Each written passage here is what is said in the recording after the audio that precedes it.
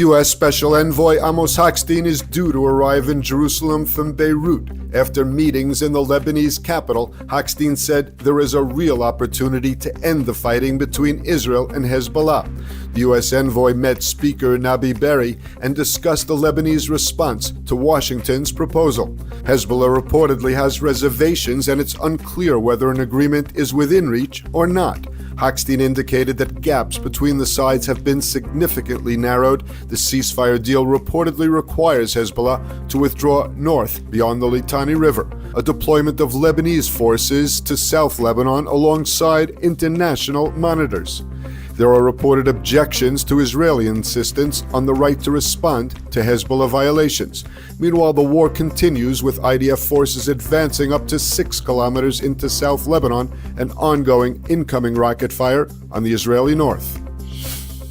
Day 411 of the war in Gaza, Prime Minister Netanyahu and Defense Minister Katz stood together on the Netzarim crossing in the center of the enclave and declared that Hamas will no longer rule.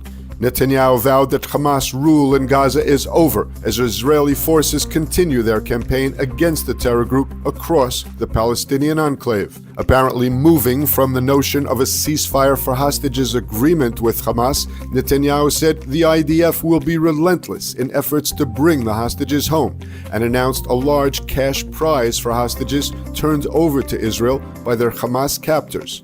The Prime Minister then warned that all who harm Israeli hostages will pay with their lives. 101 Israeli hostages, living and dead, remain in Hamas captivity.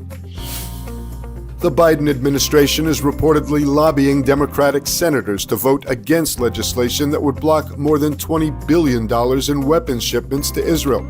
The series of resolutions is led by Senator Bernie Sanders and other progressive senators.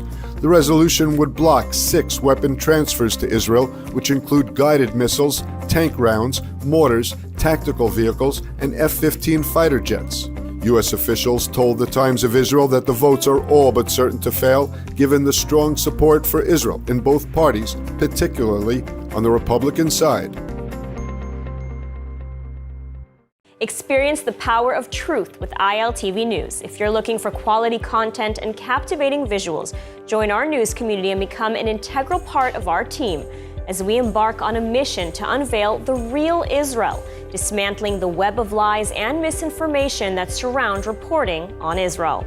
By subscribing to ILTV News, you will not only have access to the latest updates, but you will also amplify our message, creating a ripple effect that carries the truth far and wide.